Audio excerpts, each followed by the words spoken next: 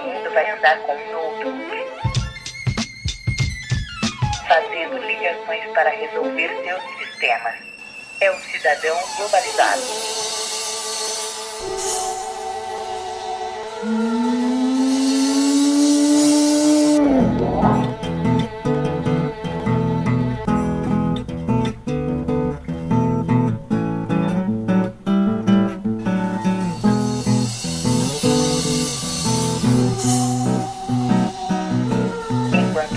Estão assistindo TV, eu estou aqui olhando a rua. O essencial que eu acho, na minha modesta visão, é o seguinte, relacionado, voltando, pegando como exemplo de nova educação. Eu acho que é preciso se pensar primeiro que a pós-modernidade chegue na educação, chegue até a escola, para depois você pensar como que vai se fazer isso, como é que vai se lidar com isso, né?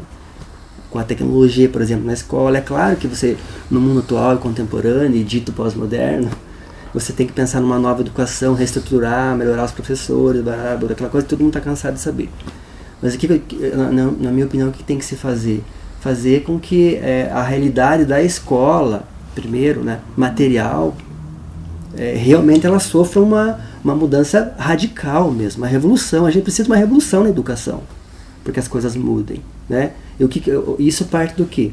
É como eu falei, é uma via de mão dupla. Tentar encontrar alguma maneira. E isso só vai acontecer quando se tenha políticas públicas, senão não vai acontecer mesmo, cara.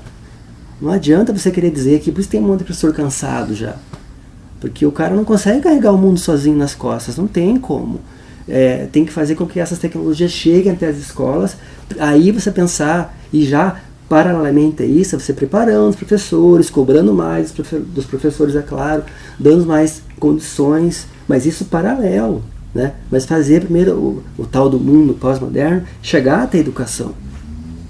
Porque a maioria das escolas, mais da metade, 80%, não vive um contexto pós-moderno na educação brasileira. Muito pelo contrário, é arcaica, ultrapassada. Você pega uma sala de aula, por exemplo, e vê aquelas fileiras, cara. Uma das coisas que eu gosto de desconstruir é essa ideia de fila em sala. Ela pode ser até legal, mas em um determinado momento, desconstrói isso, coloca o aluno para fora da sala, sei lá, muda, né? Mas para fazer, tem escolas, por exemplo, que eu sei que diretores ou alguns educadores não deixam você mudar nada. Para você mudar alguma coisa, para você colocar um aluno fora da sala, você tem que montar um projeto, dizer o porquê, etc. Não, só quero dar uma aula de história, por exemplo, que é a minha área, fora de sala, meu. Eu não preciso montar um projeto para dizer para a pedagoga, para a direção da escola, que eu quero dar uma aula de história na quadra de educação física.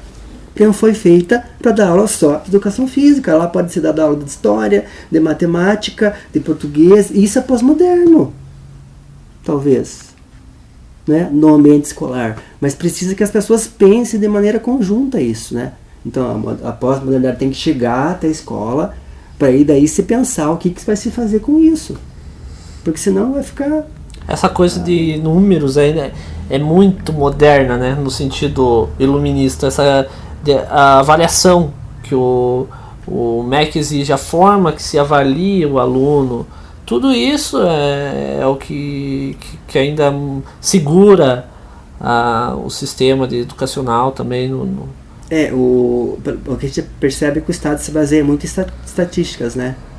E o exemplo disso no estado do Paraná é a diminuição das aulas de algumas disciplinas, né? Você sabe que acho que esse ano agora começou, uma ideia que já vinha, eles aumentaram, nada contra essas áreas que são essenciais, eles aumentaram as aulas no ensino básico, né, fundamental e médio, aumentaram a carga horária de matemática e de português. Coitado da galera. E algumas disciplinas. Aí eu fico pensando assim, puxa, os professores de matemática, né? Pô. Só que eu fico pensando, aí o contraponto que eu faço é o seguinte, por um lado, se aumenta a carga horária da disciplina de português e matemática, e se tem uma política, por exemplo, de não incentivo a aumentar as aulas de filosofia e sociologia que são tão essenciais quanto, sabe? Aí o discurso de alguns, até professores que eu já ouvi falar para mim.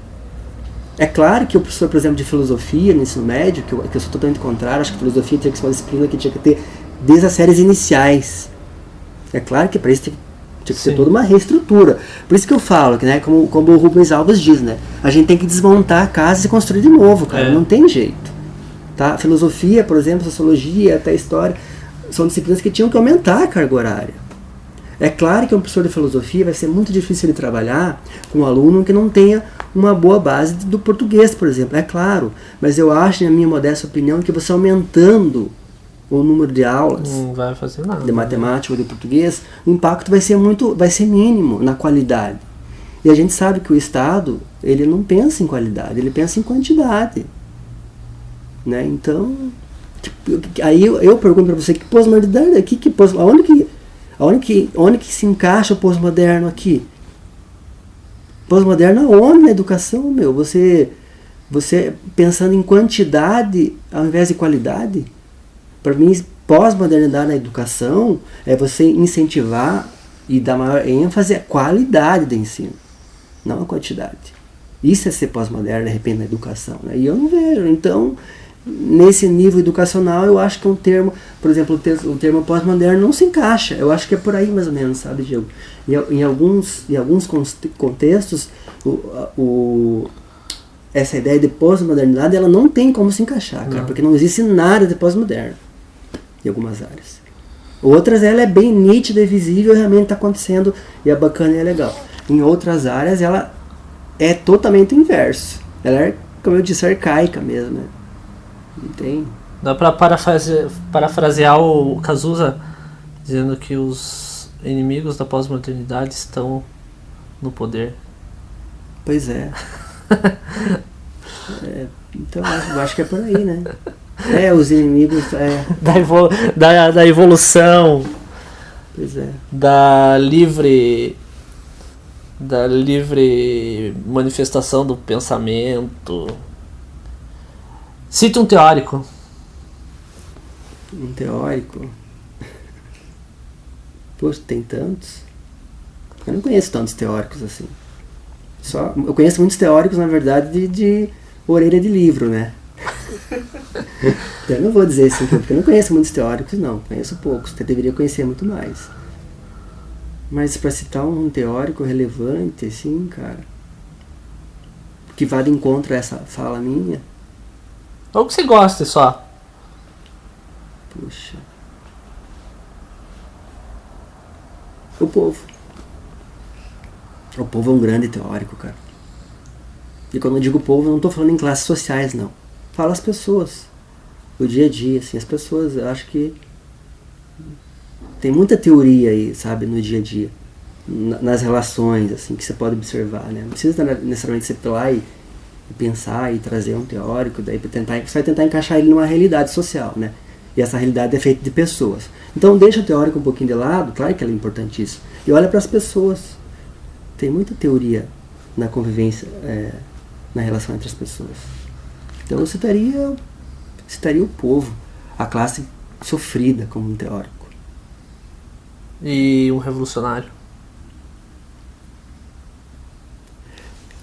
Também o povo, as pessoas que conseguem sair dessa condição de escravidão, de exploração, de espoliação.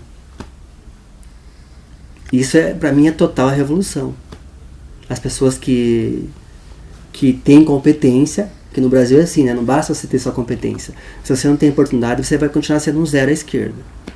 Infelizmente é assim. Competente, tá cheio de gente que é competente no Brasil, mas não você tem oportunidade. Então dê oportunidade para quem é competente, para que as coisas aconteçam, né? Então acho que um grande, tanto teórico como revolucionário, que seria o povo.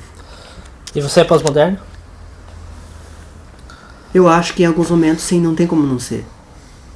Em alguns momentos sim, não tem como você fugir disso. Eu acho que seria hipocrisia dizer que não. Eu não tenho nada contra a pós-modernidade, como eu já disse.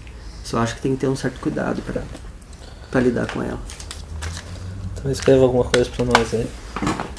Alguma coisa? Qualquer coisa. Qualquer coisa que você quiser.